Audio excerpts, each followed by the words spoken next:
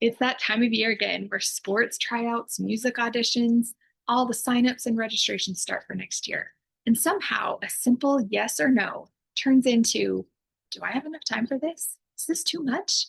Will this actually help my child or be harmful? What if I make the wrong choice and my child misses out on a crucial opportunity? Well, what if the problem isn't the decision, but how you're making it?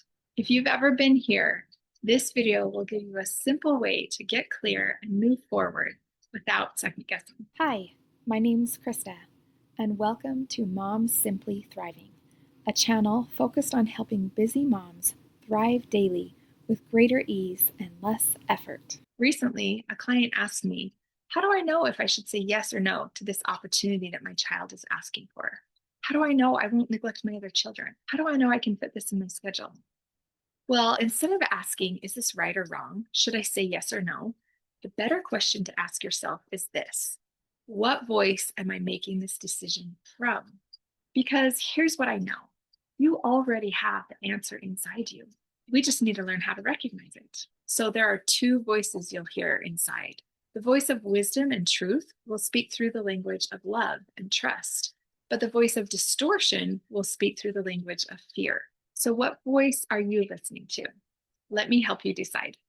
Most of us fall into one of these four categories: a fear based, no; a trust based, no; a fear based, yes; or a trust based, yes. Now, let me give you examples of each of these, and let's see if it helps you identify where you are sitting. First, the fear based, no. I'm just worried that it's too overwhelming. I won't have enough time. I'm afraid my other kids will be neglected, and I just can't see how this will work. An example of a trust-based no may sound something like, I would love to say yes, but I think it would stretch me beyond my capacity right now. And I trust that there will be other opportunities for my child to learn and grow and thrive.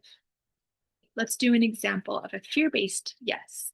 This doesn't feel quite right, but I feel like I'm failing my child if I don't. This really doesn't seem like a good idea, but I'm afraid if I don't do it, my child will miss out. Okay, and lastly, the trust-based yes example. I have some concerns, but I'm open to this because I believe it will benefit my child. I trust that we'll find a way to make this work and support will show up as we go. And here's why this matters. When you choose from fear, everything depends on you: your time, your energy, your capacity. And that's always limited. And it only leads to depletion, burnout, and resentment. But when you choose from trust, you open yourself up to untapped resources and hidden opportunities that you didn't even know existed. And it allows you to receive more than you thought you could. Asking yourself, am I forcing this or am I allowing this, can be one of the most helpful ways to discern that wisdom. Another way is to ask yourself, do I need this to be one certain way in order for it to be successful? In other words, are you tied to a certain outcome?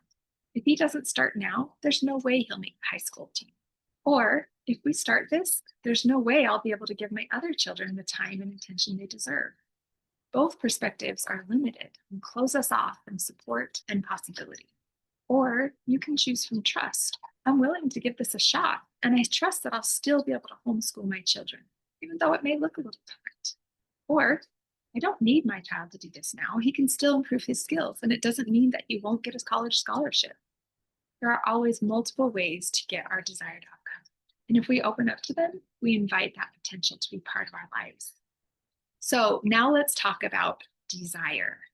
Sometimes we as moms discount desires, both our own and our children's. But if this is something that is really important to them, don't discount that. Desire often points them to something that is very meaningful to them. But also tune into yourself. Where are your desires coming from? Are they rooted in pressure and fear, or honesty and trust in your capacity? And furthermore, if your child is really opposed to something that you feel would be really good for them, don't try to force them into it before they're ready. But you can ask, in 10 years, what do you think you'll wish we had done here? How do you think you'll wish we had handled this? That might help them take the pressure off and connect to what really matters to them. So I hope this has been valuable for you. I hope these tips have helped you to discern that voice inside. And if you want to share it with another mom who could use it, feel free. And also feel free to subscribe for more weekly tips and encouragement. And until next time, have an effortless day.